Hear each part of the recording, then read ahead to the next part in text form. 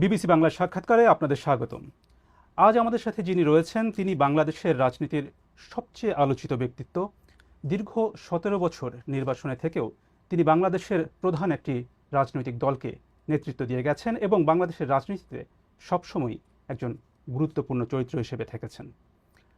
২০০৮ সালে নির্বাসনে যাবার পর এই প্রথম তিনি গণমাধ্যমের মুখোমুখি হয়েছেন।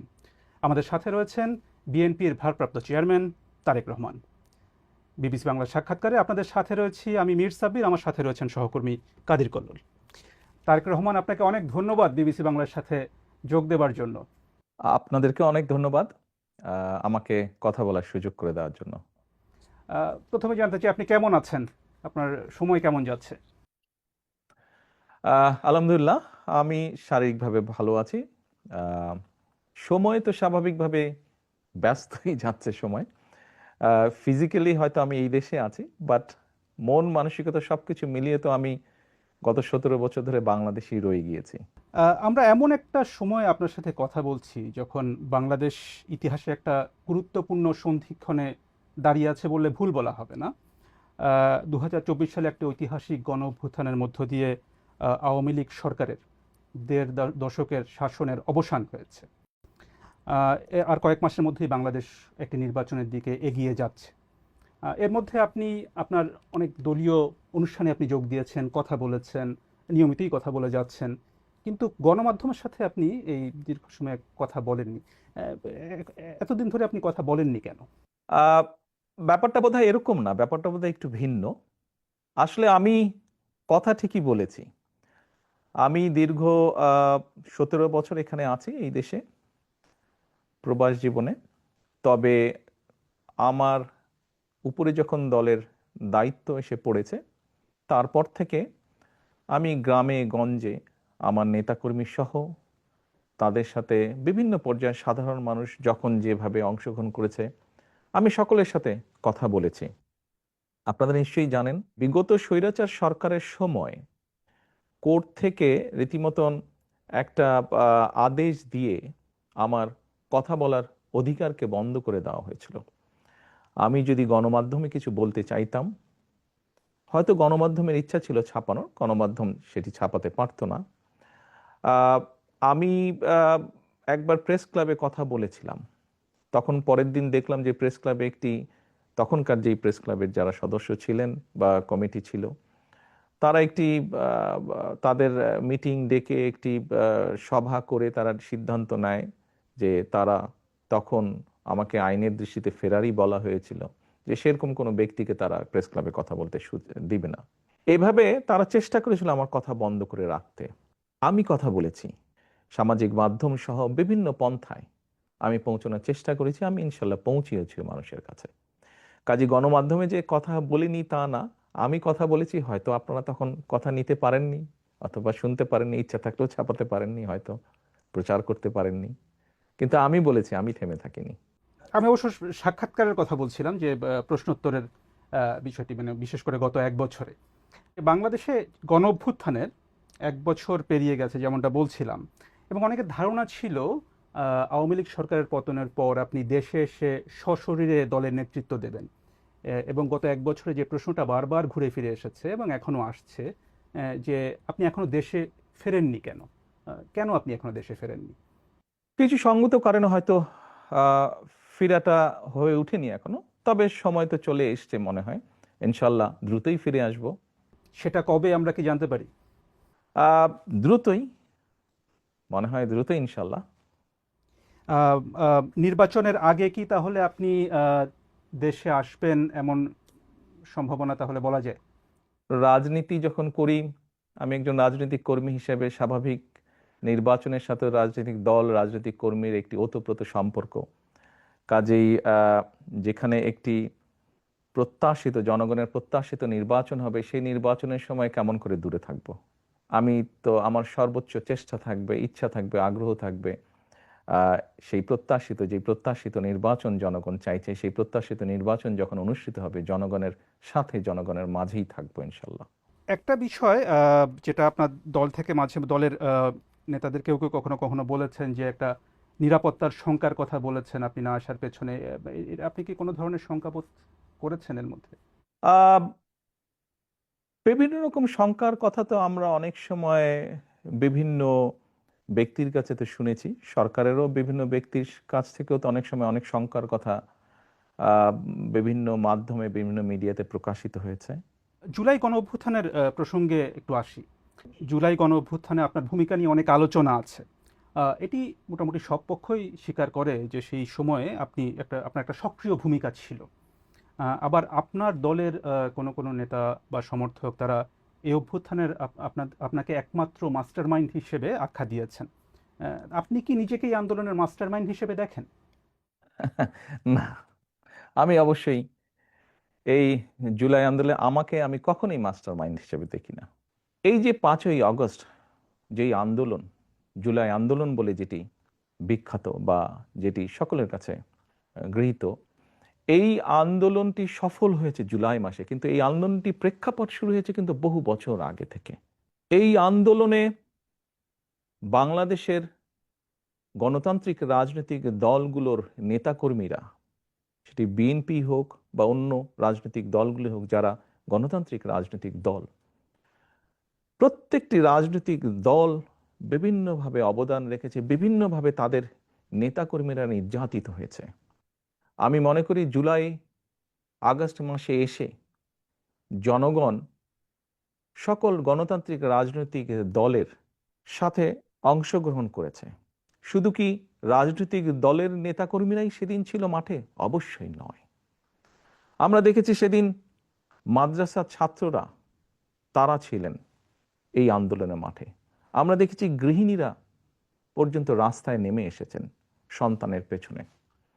আমরা দেখেছি কৃষক, শ্রমিক, সিএনজি চালক, ছোট দোকান কর্মচারী বা দোকান মালিক থেকে আরম্ভ করে গার্মেন্টস কর্মী থেকে আরম্ভ করে তারা নেমে এসেছিলেন। আমরা দেখেছিলাম সামরিক বাহিনীর অবসরপ্রাপ্ত কর্মকর্তা কর্মচারীরা নেমে এসেছিলেন এই আন্দোলনে। এমন অনেক সাংবাদিক যারা স্বৈরাচারের অত্যাচারে নির্যাতিত হয়ে দেশ থেকে বাইরে চলে যেতে বাধ্য হয়েছিলেন, তারা সম্পৃক্ত হয়েছিলেন এই আন্দোলনে। কাজেই কারো ভূমিকাকে আমরা ছোট করে দেখতে চাই না, খাটো করে দেখতে চাই না। আমি বিশ্বাস করি দৃঢ়ভাবে সমাজের দল মত নির্বিশেষে, শ্রেণী বিন্যাস নির্বিশেষে প্রত্যেকটি মানুষের অবদান আছে। এই আন্দোলন ছিল বাংলাদেশের জনগণের আন্দোলন, যারা গণতন্ত্রে বিশ্বাস করে। এই আন্দোলনের মাস্টার মাইন্ড কোনো দল, কোনো ব্যক্তি নয়। এই আন্দোলনের মাস্টার মাইন্ড বাংলাদেশের গণতান্ত্রিক জনগণ। এই বিষয়ে যদি আপনার থেকে জানতে চাই যে হচ্ছে যে যখন আন্দোলনটা চলছিল, তখন যে আন্দোলনে যে ছাত্র নেতৃত্ব ছিল তাদের সাথে আপনার কতটা যোগাযোগ ছিল? আপনার দলের সাথে তো নিশ্চয়ই যোগাযোগ ছিল, দলের নেতাকর্মীদের সাথে। অন্যদের সাথে আপনার কতটা যোগাযোগ ছিল? স্বাভাবিকভাবে আমি যেহেতু বাইরে থেকে কাজ করছি, আমাকে যোগাযোগটা অনলাইনের মাধ্যমে রাখতে হয়েছে। এবং সেই দিনগুলোতে আপনাদের নিশ্চয়ই মনে আছে যে টেলিফোন সিস্টেম বা অনলাইন সিস্টেমের কি অবস্থা করেছিল স্বৈরাচার। আপনি যোগাযোগের যেটি কথা বলেছেন, এই যোগাযোগটি প্রত্যক্ষ পরোক্ষ বিভিন্নভাবে আমাদেরকে করতে হয়েছে, বিভিন্ন মাধ্যমে করতে হয়েছে। যোগাযোগটা যে খুব স্মুথ সব সময় থেকেছে তা নয়। প্রত্যেকে সহযোগিতা করেছি আমরা। এই যে ছাত্র জনতার যে অভ্যুত্থান, সেটির পরে এটার কৃতিত্ব কার সেটা নিয়ে বিভিন্ন পক্ষ দাবি করেছে। তাতে কি আপনার মনে হয় যে এর ফলে বিভিন্ন পক্ষের যে সংকীর্ণ স্বার্থ পূরণের চেষ্টা সেটাই একটু বেশি প্রকট হয়েছে, এবং এখানে বিএনপির আসলে কোনো দায় আছে কিনা? দেখুন, ব্যাপারটা আমরা যদি একটু অন্যভাবে দেখি, বাংলাদেশের ইতিহাসে এখন পর্যন্ত এটি একটি অবিস্মরণীয় ঘটনা। এই আন্দোলন, মানুষের এই আত্মত্যাগ।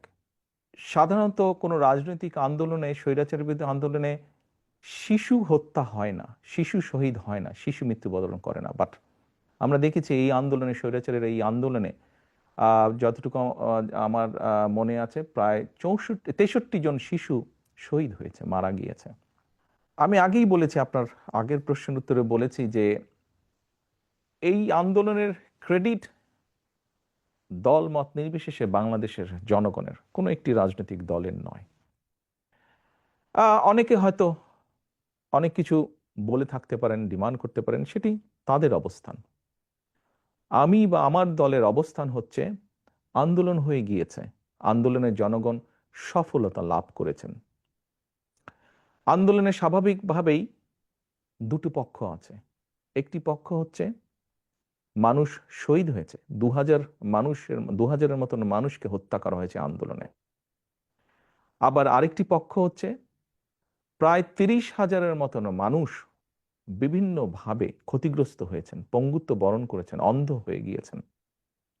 আমার মনে হয় আমাদের উচিত হবে এখন, আমাদের সকলের উচিত হবে রাষ্ট্রসহ, সরকারসহ, রাজনৈতিক দলগুলোর যার যতটুকু সম্ভব সেই পরিবারগুলোর পাশে গিয়ে দাঁড়ানো, যতটুকু সহযোগিতা তাদেরকে করা যায়, যতটুকু সম্ভব তাদের পাশে দাঁড়ানো, তাদের তাদের তাদের এই আত্মত্যাগের প্রতি সম্মান জানানো।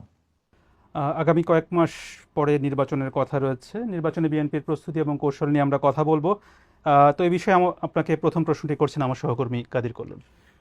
নির্বাচন প্রসঙ্গে যদি আসি, অন্তর্বর্তী সরকারের শুরু থেকেই দেখা গেছে যে বিএনপির পক্ষ থেকে দ্রুত নির্বাচন দাবি করা হয়েছে। সরকার গড়িমসি করছে, এ ধরনের অভিযোগও বিএনপির নেতারা করে আসছেন। তো এখন দেখা যাচ্ছে যে অন্তর্বর্তী সরকারের প্রধান উপদেষ্টা অধ্যাপক মোহাম্মদ ইউনূস এবং নির্বাচন কমিশন তারা ফেব্রুয়ারিতে একটা নির্বাচনের সময় দিয়েছেন। তো ফেব্রুয়ারিতেই নির্বাচন হবে, আপনাদের আস্থা কতটা আসলে তাতে? বিএনপি প্রথম থেকেই বলে আসছিল যে যত দ্রুত নির্বাচনটি হবে তত দ্রুত দেশের মধ্যে একটি স্থিতিশীলতা আসবে। দেখুন, বাংলাদেশের মানুষ গত 17 বছর যাবৎ তাদের রাজনৈতিক অধিকার যেমন তাদের কাছ থেকে কেড়ে নেওয়া হয়েছিল, তাদেরকে তাদের অর্থনৈতিক সমৃদ্ধি থেকেও বঞ্চিত করা হয়েছিল, যার ফলশ্রুতিতে আমরা সমাজে অনেকগুলো পর্যায়ক্রমিকভাবে স্পিল ওভার ইফেক্ট বলতে যা বোঝায় অনেকগুলো খারাপ লক্ষণ দেখেছি। বেকার সমস্যা বেড়েছে, দারিদ্রতা বেড়েছে, শিক্ষা ব্যবস্থা ধীরে ধীরে ধ্বংস হয়ে গিয়েছে, চিকিৎসা ব্যবস্থা ধীরে ধীরে ধ্বংস হয়ে গিয়েছে, কৃষি ব্যবস্থা ধীরে ধীরে ধ্বংস হয়েছে। আমরা সেজন্যই বলেছিলাম যে যত দ্রুত নির্বাচন হবে, যত দ্রুত দেশের মালিক যারা অর্থাৎ জনগণ, তাদের কাছে যখন সেই অধিকার ফিরিয়ে দেওয়া হবে, তারা যখন সিদ্ধান্ত নেবে, অর্থাৎ দেশের মালিক যখন সিদ্ধান্ত নেবে দেশ কারা কিভাবে পরিচালিত করবে, তত দ্রুত দেশে স্থিতিশীলতা ফিরে আসবে। কারণ প্রকৃতভাবে নির্বাচিত একটি সরকার অবশ্যই জনগণের যেই চাওয়া, অর্থাৎ জনগণ যেভাবে চায় সেই বিষয়গুলোকে তারা অ্যাড্রেস করবে। ইয়েস, একটি নির্বাচন হলেই যে সব রাতারাতি সব ঠিক হয়ে যাবে তা না। সমস্যাগুলোকে যখন আপনি অ্যাড্রেস করবেন, খুব স্বাভাবিকভাবেই ধীরে ধীরে সমস্যা কমতে শুরু করবে। আমরা আনন্দিত যে দেরিতে হলেও সরকার জিনিসটি উপলব্ধি করতে পেরেছেন। আমরা ডিসেম্বরের ভিতরে চেয়েছিলাম, ওনারা ফেব্রুয়ারির ভিতরে এখন নির্বাচনটি করতে চাইছেন। আমরা আস্থা রাখতে চাই যে সরকার সে ব্যাপারে সব রকম উদ্যোগ পর্যায়ক্রমিকভাবে গ্রহণ করবেন। এখন যেহেতু আপনারা বলছেন যে আপনারা আস্থা রাখতে চান, সেখানে নির্বাচন নিয়ে আপনার পরিকল্পনাটা কি? মানে এককভাবে বিএনপি নির্বাচন করবে, মানে দলগতভাবে, নাকি জোটবদ্ধভাবে আসন ভাগাভাগির মাধ্যমে নির্বাচন করবে? খুব ট্রিকি কোয়েশ্চেন একটু। দেখুন, আমরা প্রায় 64টি রাজনৈতিক দল বিগত স্বৈরাচারের সময় যার যার অবস্থান থেকে রাজপথে আন্দোলন গড়ে তোলার চেষ্টা করেছে। আমরা চেষ্টা করেছিলাম কম বেশি একসাথে কাজ করার জন্য। এমনকি আমরা যে 31 দফা দিয়েছি রাষ্ট্র পুনর্গঠনের, এটি ছিল প্রথমে 2016 সালে আমরা দিয়েছিলাম শুধু বিএনপির পক্ষ থেকে। পরবর্তীতে ভিশন 2030 ছিল যেটা, পরবর্তীতে এটিকে আমরা কিছুটা আরো একটু ডেভেলপ করি, আমরা 27 দফা দিয়েছিলাম। পরবর্তীতে আমরা আমাদের সাথে যে রাজনৈতিক দলগুলো আছে তাদের সাথে পরামর্শ করে সকলের মতামত নিয়ে আমরা 31 দফা দিয়েছি। কারণটি হচ্ছে যে দলগুলোকে আমরা পেয়েছি আমাদের সাথে রাজপথের আন্দোলনে, আমরা চাই সকলকে সাথে নিয়ে রাষ্ট্র পুনর্গঠন করতে, সকলের মতামতকে সাথে নিয়ে আমরা রাষ্ট্র পুনর্গঠন করতে চাই। সেখানে তাহলে মানে যারা আন্দোলন করেছে তারাই নাকি মানে মিত্র কারা হবে আসলে, কারা সাথে থাকবে আপনাদের নির্বাচনকে সামনে রেখে? ওই যে বললাম, কম বেশি সকলকে নিয়ে আমরা রাষ্ট্র গঠন করতে চাই। কিন্তু দেখা গেছে যে জামায়াতে ইসলামী তারা কিছু দলকে নিয়ে বিএনপি বিরোধী একটি জোট করার ইঙ্গিত দিচ্ছে। সেটিকে মানে মানে আপনারা কি উদ্বেগ হিসেবে দেখেন, মানে আপনারা কিভাবে দেখেন সেটা? দেখুন, কোনো দল বা সমষ্টিগতভাবে কোনো দল যদি বাংলাদেশের যে আইন আছে, বৈধ আইন আছে বাংলাদেশের, যেহেতু সংবিধান এখনো যেটি আছে, এই সব কিছুর ভেতরে থেকে, অর্থাৎ মানুষের সমর্থন গ্রহণযোগ্যতা সব কিছুর ভেতরে থেকে যারা রাজনীতি করবে তারা করতেই পারে। এটাতে তো কোনো সমস্যা বা উদ্বেগের কোনো কারণ আমি দেখি না। সেখানে যদি তারা একটি আলাদা জোট করে, সেটি কি আপনাদের জন্য কোনো চ্যালেঞ্জ তৈরি করবে? না, কেন? ইলেকশন হলে তো ইলেকশনে প্রতিযোগিতা থাকতেই পারে, প্রতিদ্বন্দ্বিতা থাকতেই পারে, এতে উদ্বেগের কি আছে? বিএনপি তো আগেও নির্বাচন করেছে, বিভিন্ন সময় বিএনপি নির্বাচন করেছে, কম্পিটিশন করেই বিএনপি নির্বাচন করেছে, প্রতিযোগিতা করেছে, উদ্বেগের কিছু নেই তো। মনোনয়নের প্রশ্নে যদি আসি, সেখানে আপনাদের কৌশলটা কি হবে? এর আগে বিভিন্ন সময় নির্বাচনগুলোতে মানে পেশি শক্তির প্রভাব, টাকার প্রভাব, পারিবারিক বিষয় বিবেচনা, এই বিষয়গুলো বিভিন্ন সময় অভিযোগ আছে। এবার ভিন্ন কি হবে আসলে?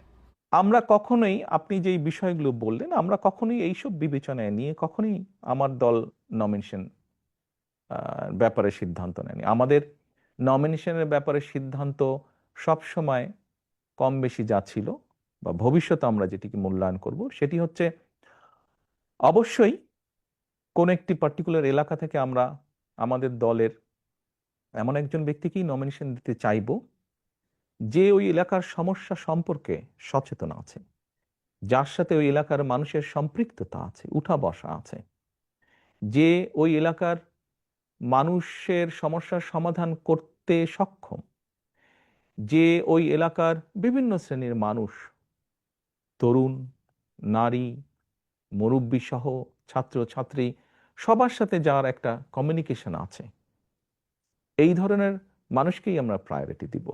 খুবই স্বাভাবিক।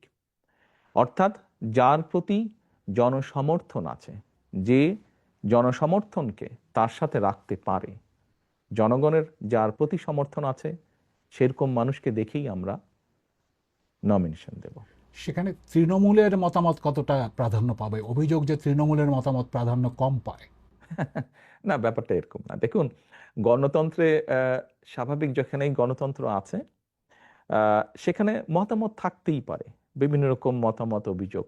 হয়তো এক জায়গায় 50 জন আছে, 50 জনের মধ্যে 30 জন একটি কথা বলছে, 15 জন একটি কথা বলছে, বাকি সংখ্যক ব্যক্তি আরেকটি কথা বলছে। তাহলে আপনি কি বলবেন যে মতামত না হচ্ছে? না, না, স্বাভাবিকভাবেই যেখানে আমরা মেজরিটির যেটা মতামত পাবো এলাকার মানুষের কম বেশি, আমরা তো আমাদের মতন করে খোঁজ করছি, সেটি তৃণমূলই হোক বা সেটি সাধারণ মানুষের হোক। এখানে একটি বিষয় উল্লেখযোগ্য, আহ, আমরা কিন্তু দলের নেতৃত্ব নির্বাচন করছি না, আমরা নির্বাচন করছি এমন একজন ব্যক্তিকে যে শুধু দলেরই সমর্থন নয়, বরং দলমত নির্বিশেষে ওই এলাকার অধিকাংশ মানুষের সমর্থন যার প্রতি আছে, আমরা এরকম একজন মানুষকে বের করে আনতে চাইছি, এরকম একজন মানুষকে আমাদের দলের মনোনয়ন দিতে চাইছি। শুধু দল দিয়ে তো নির্বাচন হবে না, নির্বাচনে তো সাধারণ মানুষের অংশগ্রহণ থাকে, বিভিন্ন মানুষের অংশগ্রহণ থাকে।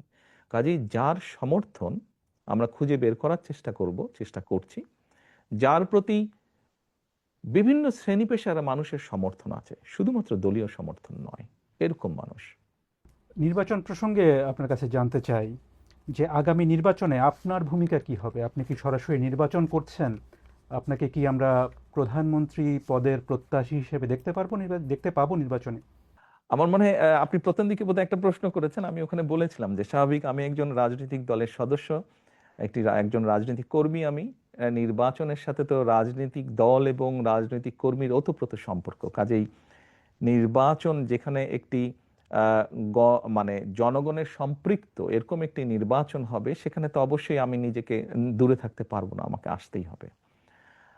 স্বাভাবিকভাবেই মাঠেই ইনশাল্লাহ থাকবো আমি।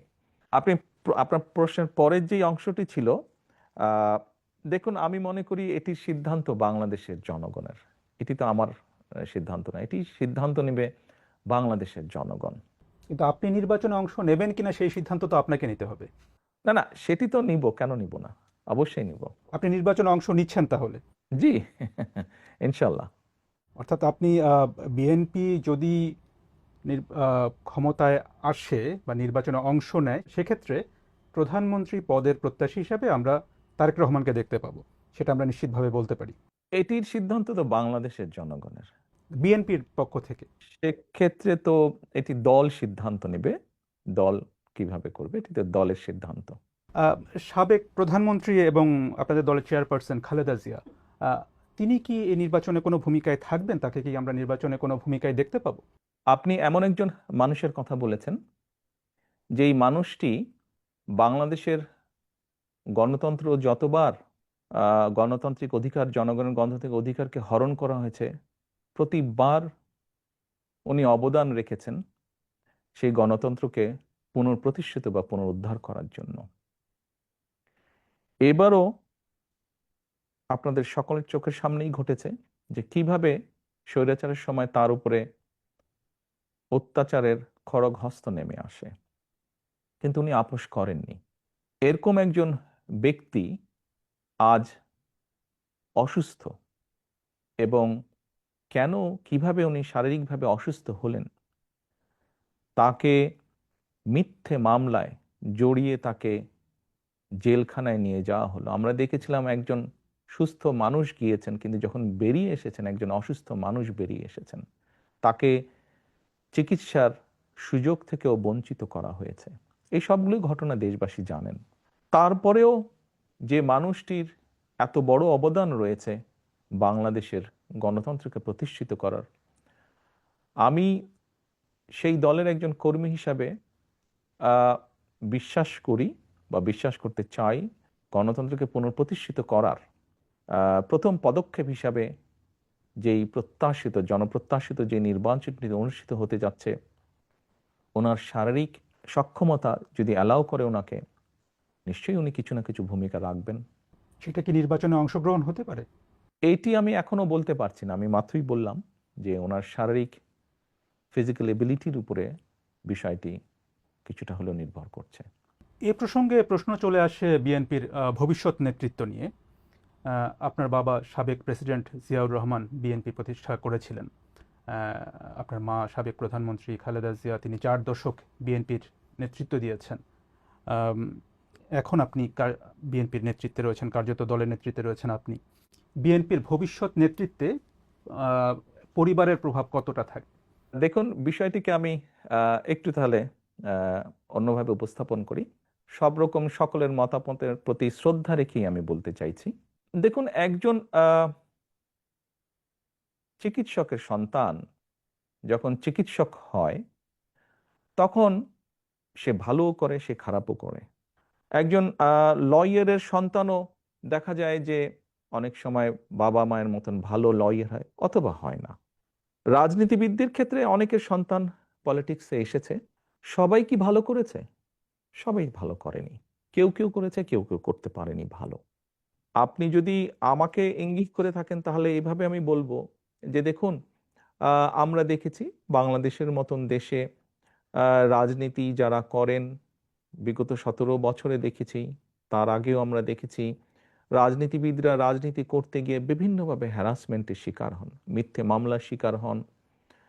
আমাদের বহু নেতাকর্মী শারীরিক নির্যাতনের শিকার হয়েছে, জেল জুলুম খেটেছে, ঘর বাড়ি ভেঙে দেওয়া হয়েছে। যেই কয়টা উদাহরণ দিলাম আমি মাত্র, আপনি কি বলতে পারবেন এর কোনোটার মধ্যে দিয়ে আমি যাইনি? এর প্রতিটার ভেতর দিয়ে আমি গিয়েছি, প্রত্যেকটা স্তর পার করে এসেছি।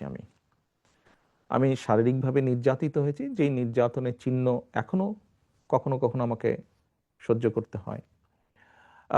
জেল জুলুম খেটেছি, আমি বিভিন্নভাবে মিথ্যা অপপ্রচারের শিকার হয়েছি। আমি সবকিছুর ভিতর দিয়ে আমি পেরিয়ে এসেছি। কাজেই এই জন্য এই কথাগুলো আমি বললাম যে রাজনীতি পরিবারীকরণ হয় না, এটি সমর্থনের ভিত্তিতে হয়। কাজেই যার যে অর্গানাইজ করে জনগণকে ঐক্যবদ্ধ করে, দলকে ঐক্যবদ্ধ করে সামনে এগিয়ে যেতে পারবে, সে এগিয়ে যেতে পারবে। কেউ যদি এগিয়ে যেতে না পারে, তাহলে সে এগিয়ে যেতে পারবে না। সময় পরিস্থিতি সবকিছু প্রমাণ করে দিবে, বলবে। আপনার স্ত্রী বা কন্যা বা আপনার পরিবারে যারা আছেন তারা রাজনীতিতে আসবেন কিনা এটা নিয়ে কিন্তু ব্যাপক আলোচনা আছে, আলোচনা হয় কিন্তু রাজনীতিতে। তো এ ধরনের কি কোনো সম্ভাবনা আছে বা তারা আগ্রহী কিনা রাজনীতিতে আসার ব্যাপারে? আমিও যে বললাম, সময় পরিস্থিতি বলে দিবে ওটা। একটু আবার আপনাদের নির্বাচন সরকারের দিকে যাই। বিএনপি সর্বশেষ সরকারে ছিল 2001 থেকে 2006 সালের মধ্যে।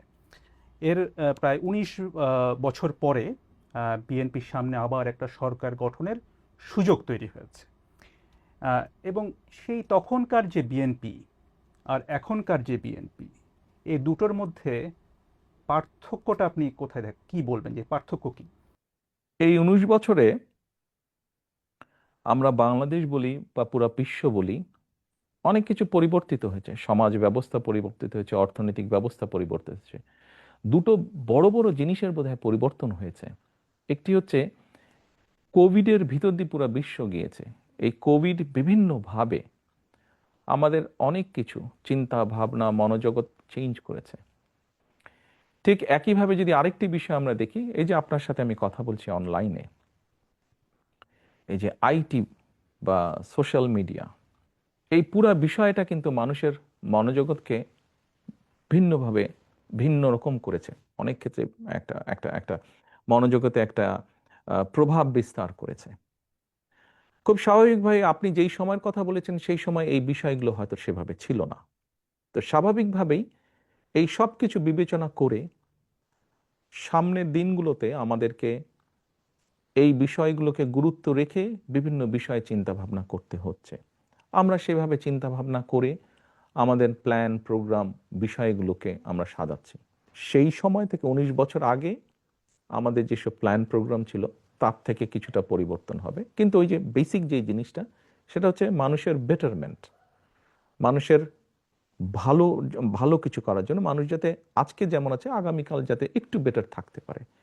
কিভাবে সেটা করা যেতে পারে, কে কোন শ্রেণী কিভাবে একটু বেটার থাকতে পারে, সেটাই থাকবে আমাদের সবচেয়ে প্রায়োরিটি ইস্যু। বিগত যখন বিএনপি সরকারে ছিল তখন অনেক বিষয় নিয়ে আলোচনা সমালোচনা ছিল, তার মধ্যে একটা বড় বিষয় ছিল দুর্নীতির অভিযোগ। সরকারে যারা ছিলেন তাদের অনেকের বিরুদ্ধে বা সেই সময় যেভাবে দুর্নীতি হচ্ছিল বিভিন্ন জায়গায়, আপনার নিশ্চয়ই মনে আছে যে দুর্নীতির সূচকে বাংলাদেশের অবস্থান নিয়ে তখন অনেক সমালোচনা হয়েছিল। এ ধরনের পরিস্থিতি যে আর হবে না, এই বিষয়ে আপনি ভোটারদেরকে কিভাবে আশ্বস্ত করবেন? দেখুন, আপনি যে কথাটি বললেন দুর্নীতিতে চ্যাম্পিয়ন, 96 সাল থেকে 2001 পর্যন্ত আওয়ামী লীগ সরকার ছিল সেই সময়। আমরা 2001-এর 1 অক্টোবরে সরকার গঠন করি। সরি, 10ই অক্টোবরে, 1 অক্টোবর নির্বাচন হয়েছিল, খুব সম্ভবত 10ই অক্টোবরে সরকার গঠন করি।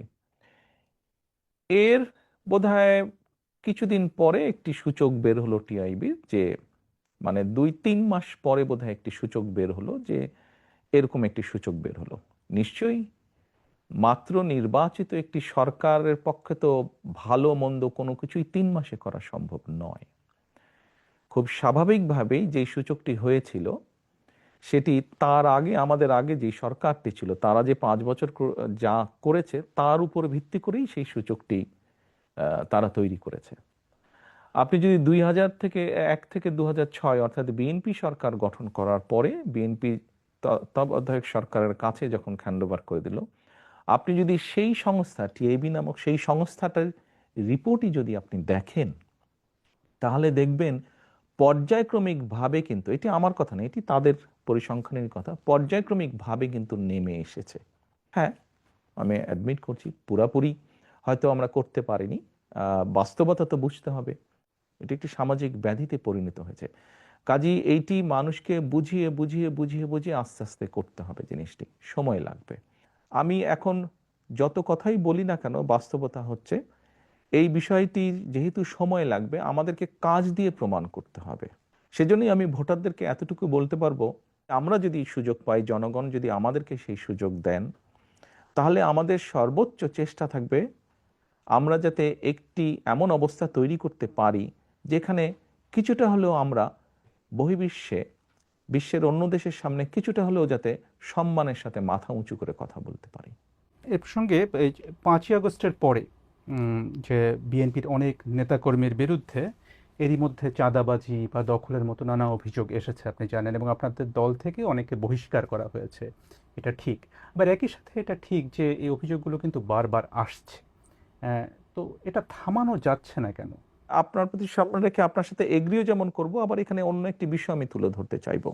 এর মধ্যে নিশ্চয়ই আপনারা বিভিন্ন সংবাদ মাধ্যমে দেখেছেন যে আমরা প্রায় 7,000-এর মতন আমাদের নেতাকর্মীর বিরুদ্ধে আমরা কিছু সাংগঠনিক ব্যবস্থা গ্রহণ করেছি। কিন্তু এই 7,000-এর সবাই কিন্তু আপনি যে অভিযোগ করলেন এই অভিযোগের সাথে জড়িত নয়। অন্য 7,000-এর মধ্যে এমন অনেক বিষয় আছে যারা অন্য সাংগঠনিক বিষয়ের সাথে জড়িত। এটি গেল একটি বিষয়। দ্বিতীয় বিষয়টি হচ্ছে, আমাদের কাছে এরকম যখন অনেক অভিযোগ এসেছে, আমরা অভিযোগগুলো তদন্ত করেছি। তদন্ত করার পরে আমরা বেশ কিছু বিষয় পেয়েছি। যেমন আমি দু একটি উদাহরণ দিয়ে আপনাকে বলি। যেমন ধরেন, দুই ভাই, কোনো একটি এলাকায় দুই ভাই আছে। দুই ভাইয়ের মধ্যে পারিবারিক সম্পত্তি, সহায় সম্পত্তি নিয়ে একটি সমস্যা আছে। আহ, এক ভাই বিগত যে স্বৈরাচার, পলাতক স্বৈরাচার, তাদের কারোর সাথে এক ভাইয়ের খুব ভালো সম্পর্ক। তার ফলে সে সেই স্বৈরাচারের যে দোসর, যার সাথে এই এক ভাইয়ের সম্পর্ক, সে তার ইনফ্লুয়েন্সটি ব্যবহার করে অন্য ভাইয়ের সম্পত্তিও জোর করে দখল করে রেখেছে। এখন 5 তারিখের পরে যে ভাই স্বৈরাচারের দোসরকে ব্যবহার করেছিল সেই দোসরও তো পালিয়ে গিয়েছে। তো স্বাভাবিকভাবেই সেই ভাই এখন আর শেল্টার পাচ্ছে না। তো অন্য যার সম্পত্তি জোর করে রেখে দিয়েছিল অন্য ভাইটি, সেই অন্য ভাইটি স্বাভাবিকভাবে তার হক আদায় করতে গিয়েছে বা হক বুঝে নিতে গিয়েছে। এখন অ্যাক্সিডেন্টলি বা ইনসিডেন্টলি যে ভাই এতদিন ভাবে বঞ্চিত ছিল সম্পত্তি থেকে, সেই ভাই বিএনপি করে, বিএনপির কোনো একজন কর্মী বা স্ট্রং সমর্থক বা নেতা যেটাই হোক, চাপিয়ে দিল, অভিযোগ তুলে দিল অন্যজন যে বিএনপি দখল করতে গেছে, বিএনপির নেতাকর্মী দখল করতে। এরকম ঘটনা আমরা প্রচুর পেয়েছি। আবার আরেকটি আমি উদাহরণ দেই, যা সত্য, যা বাস্তব। স্বৈরাচারের সময় আমাদের সারা বাংলাদেশে আমাদের প্রায় 50 লক্ষের বেশি নেতাকর্মীর নামে বিভিন্ন রকম গায়েবী মিথ্যে মামলা দেওয়া হয়েছিল। আমাদের বহু নেতাকর্মী তাদের ঘর বাড়িতে থাকতে পারত না, তাদেরকে বিভিন্নভাবে পালিয়ে থাকতে হতো, বিভিন্নভাবে সরে থাকতে হতো। এই সুযোগে স্বৈরাচার তাদের ব্যবসা বাণিজ্য, দোকান পাট, ঘর বাড়ি, জমি জমা, পুকুর দখল করে নিয়েছিল। 5 তারিখে যখন স্বৈরাচার পলাতক হয়ে গিয়েছে, পালিয়ে গিয়েছে, তখন স্বৈরাচারের যারা দখল করেছে তারাও সাথে সাথে পালিয়ে গিয়েছে। স্বাভাবিকভাবেই আমাদের নেতাকর্মীরা তাদের নিজেদের যেগুলি বৈধ সম্পত্তি, পৈতৃক সম্পত্তি, সেগুলো আবার ফিরে পেতে গিয়েছে। তখন আবার কিছু সংখ্যক লোক প্রচার করেছে যে বিএনপির লোকজন দখল করতে গিয়েছে। এরকম ঘটনা প্রচুর ঘটেছে। আপনি যেই কথাটি বললেন সেরকমও কিছু ঘটেছে ঘটনা, এবং সে কারণেই আমরা আমাদের অবস্থান থেকে ব্যবস্থা গ্রহণ করেছি। তবে এখানে আমার একটি প্রশ্ন আছে, যে প্রশ্নটি আমরা পাবলিকলিও করেছি। দেখুন, আমরা একটি রাজনৈতিক দল, কিছু ঘটনা ঘটেছে, আমরা অস্বীকার করছি না, ঘটেছে। যেমন আমরা ব্যবস্থা নিয়েছি তাদের বিরুদ্ধে, যতটুকু আমরা জেনেছি, যতটুকু আমরা তদন্তর পরে পেয়েছি, যখন সত্যতা পেয়েছি আমরা ব্যবস্থা নিয়েছি। কিন্তু পুলিশিং করা তো আমাদের কাজ না। রাজনৈতিক দলের কাজ অবশ্যই পুলিশিং করা না। আমাদের প্রশ্ন হচ্ছে, আমরা কখনো বলিনি সরকারকে যে অমুককে ধরতে পারবো না, তমুককে ধরতে পারবো না, এই করতে পারবে না, ওই কথা আমরা কিন্তু কখনো বলিনি। আমাদের বক্তব্য হচ্ছে, যাদের কাজ পুলিশিং করা, তারা কেন তাদের কাজটি করছে না, তারা কেন তাদের কাজে ব্যর্থ, এটি আমাদের প্রশ্ন। তার মানে এখানে সরকারের একটা ব্যর্থতা আছে। অবশ্যই, আমি তো আগেই বলছি, পুলিশিং তো রাজনৈতিক দলের কাজ না, পুলিশিং করার দায়িত্ব সরকারের। অর্থাৎ আমরা ধরে নিতে পারি যে আপনারা যদি সরকার গঠন করেন, সেক্ষেত্রে আপনার দলের নেতাকর্মী বা আপনার দলের নামে কোনো চাঁদাবাজি বা দখল এ ধরনের কিছু হলে তারা কেউ সেটা করতে পারবে না, কারণ তখন যেহেতু আপনারা সরকারে থাকবেন। ইয়াস, পুলিশ পুলিশের কাজ করবে, আইন শৃঙ্খলা বাহিনী আইন শৃঙ্খলার কাজ করবে। আমার দলের কোনো নেতাকর্মী বিএনপি ইনশাল্লাহ সরকার গঠন করলে আমার দলের কোনো নেতাকর্মী তখনও যদি এরকম কোনো অনৈতিক কাজে সম্পৃক্ত হয়, আমরা দলের অবস্থান থেকে তার বিরুদ্ধে অবস্থান নিব, তার পক্ষে থাকবে না দলের অবস্থান। এবং দেশের আইন অনুযায়ী দেশের আইন শৃঙ্খলা রক্ষা করার দায়িত্ব যাদের, আইন শৃঙ্খলা বাহিনী, তারা তাদের কাজ করবে। সিম্পল। এখানে দুই দুই চারের মতন ব্যাপার।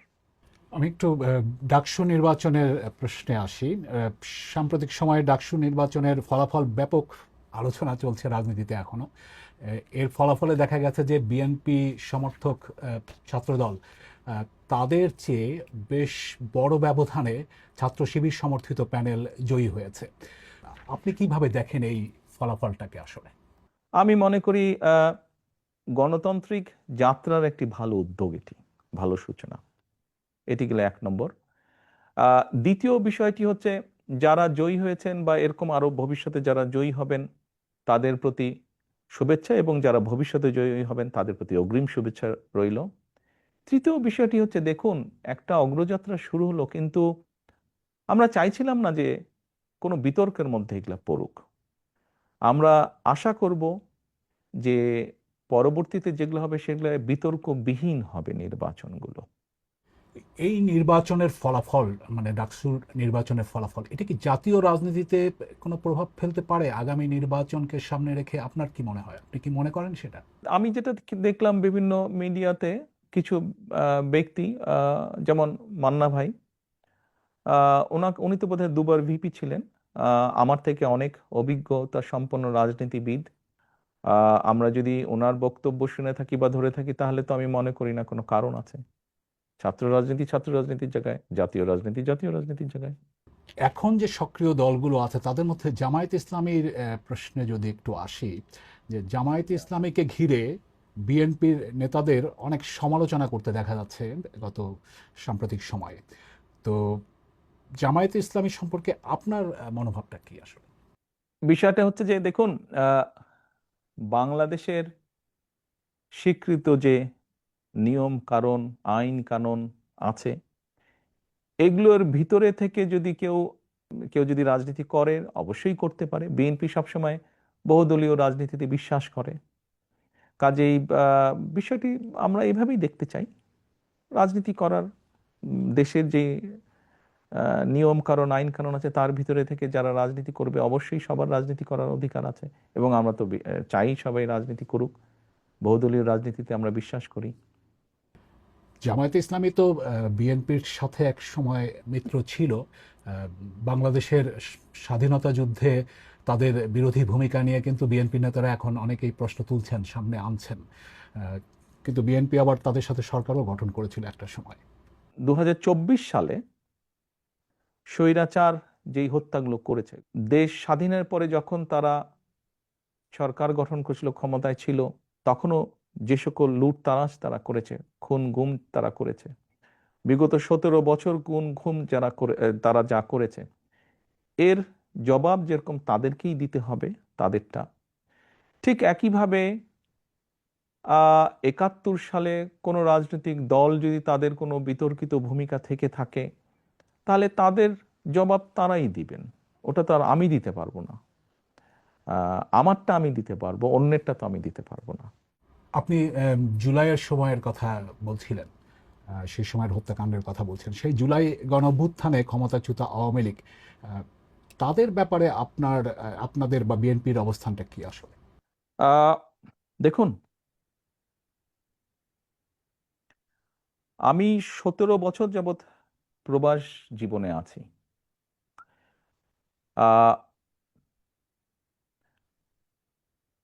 111-এর, তথাকথিত 111 সরকারের সময় যেই শারীরিক নির্যাতন আমার উপরে হয়েছিল, তারপরে চিকিৎসার জন্য আমি এই দেশে আসি। আমি যখন এখানে আসি, আমার ভাইকে আমি রেখে এসেছিলাম, ছোট ভাইকে। আমি যখন এই দেশে আসি, আমার সুস্থ মাকে আমি রেখে এসেছিলাম।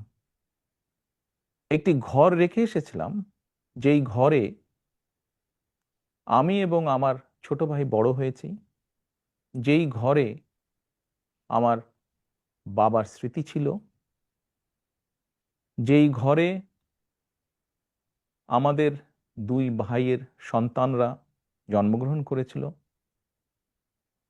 যেই ঘরে আমার মায়ের বহু স্মৃতি ছিল,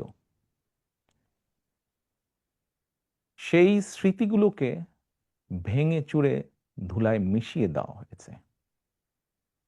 যে ভাইকে আমি রেখে এসেছিলাম সেই ভাই এখন আর নেই। যেই সুস্থ মাকে রেখে এসেছিলাম সেই সুস্থ মা এখন সুস্থ নেই। শুধু অসুস্থই নন, ওনার উপরে মানসিক এবং শারীরিক নির্যাতনও করা হয়েছে। আমি আমার পরিবারের যে কাহিনী আপনাদের সামনে তুলে ধরলাম, এটিকে আপনারা কাহিনী বলুন বা সংগ্রাম বলুন, যেটাই বলুন না কেন, এটি শুধু আমার কাহিনী না বা আমার পরিবারের কাহিনী না। এরকম কাহিনী বাংলাদেশের শত না হাজার হাজার পরিবারের, বা যেই পরিবারের বাবা, যেই পরিবারের ভাই, যে পরিবারের স্বামী, তার ঘরবাড়ি ধ্বংস করে দেওয়া হয়েছে, হ্যান্ডকাফ পরা অবস্থায় হাসপাতালের বারান্দায় মারা গিয়েছে, তা না হলে হ্যান্ডকাফ পরা অবস্থায় জেলের ভিতরে মারা গিয়েছে, সহায় সম্পত্তি ধ্বংস করে দেওয়া হয়েছে। এই সকল অন্যায়, এই সকল হত্যা, এই সকল নির্যাতনের জন্য যারা দায়ী, যারা এসবের হুকুম দিয়েছে, তাদের প্রত্যেকের বিচার হতে হবে। এটি প্রতিশোধের কোনো বিষয় নয়, এটি ন্যায়ের কথা, এটি আইনের কথা। অন্যায় হলে তার বিচার হতে হয়। কার সম্পর্কে কি মনোভাব সেটি গুরুত্বপূর্ণ নয়। এখানে একটা বিষয় আলোচনায় এসছে যে যারা অপরাধী তাদের বিচার হবে, কিন্তু দল হিসেবে আওয়ামী লীগ তাদের রাজনীতিতে অংশগ্রহণ করতে পারা না পারার প্রশ্ন। বিএনপিরও অনেক নেতা অনেক সময় বলেছেন যে কোনো রাজনৈতিক দলকে নিষিদ্ধ করার পক্ষে তারা নন। তো এখন নির্বাচনও সামনে আসছে, ফলে আওয়ামী লীগ রাজনীতি করতে পারবে কি পারবে না সে ধরনের একটা প্রশ্ন আসছে। তো সেই জায়গাটাতে বিএনপির কি অবস্থানটা হতে পারে? দল হিসেবে তারা যদি অন্যায় করে থাকে তাহলে দেশের আইন অনুযায়ী তার বিচার হবে, দেশের আইন সিদ্ধান্ত নেবে। তার মানে এটা আদালতের বিষয় বলে মনে করছেন? দল হিসেবে যদি অন্যায় হয়ে থাকে তাহলে তাই হবে। সোজা কথায় অন্যায়কারীর বিচার হতে হবে, তো সেটি ব্যক্তি হোক, সেটি দলই হোক। যারা জুলুম করেছে তাদের তো বিচার হতে হবে, সেটি ব্যক্তিও হতে পারে, সেটি দলও হতে পারে। আপনি ব্যক্তিগতভাবে কি মনে করেন, আওয়ামী লীগের কি বাংলাদেশের রাজনীতিতে থাকা উচিত নাকি না? আমার মনে হয় আপনার কোনো কোনো প্রশ্নের উত্তরে আমি মনে হয় বলেছিলাম যে আমরা রাজনীতি করি জনগণের জন্য।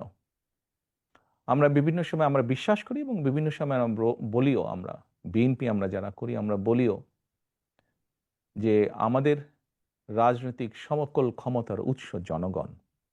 আমি দৃঢ়ভাবে বিশ্বাস করি এবং বিশ্বাস করতে চাই যে দলের ব্যক্তিরা বা যে দল মানুষ হত্যা করে,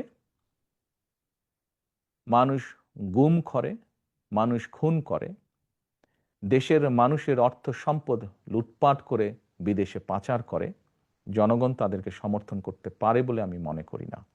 জনগণ যদি সমর্থন না করে কোনো রাজনৈতিক দল বা রাজনৈতিক সংগঠনকে, তাদের টিকে থাকার তো কোনো কারণ আমি দেখি না।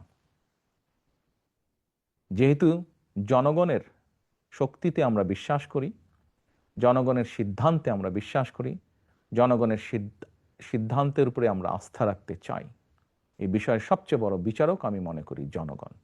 বিএনপির ভারপ্রাপ্ত চেয়ারম্যান তারেক রহমানের সাথে বিবিসি বাংলার সাক্ষাৎকারের এটি ছিল প্রথম পর্ব। দ্বিতীয় পর্বটি পেতে নজর রাখুন বিবিসি নিউজ বাংলার ইউটিউব চ্যানেল এবং ফেসবুক পাতায়।